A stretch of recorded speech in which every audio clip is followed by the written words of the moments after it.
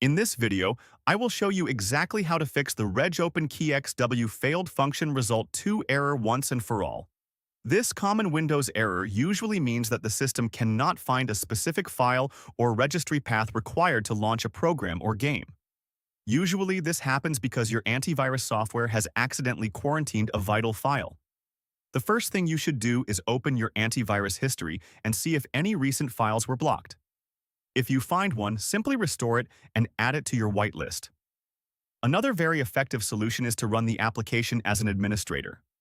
Right-click on the shortcut, navigate to Properties, and check the box to run as administrator under the Compatibility tab. If the problem persists, you might need to verify the integrity of your game files through Steam or Epic Games. This process scans for missing components and downloads them automatically. Finally, ensure your Windows is fully updated to avoid compatibility issues. These simple steps should resolve the error quickly.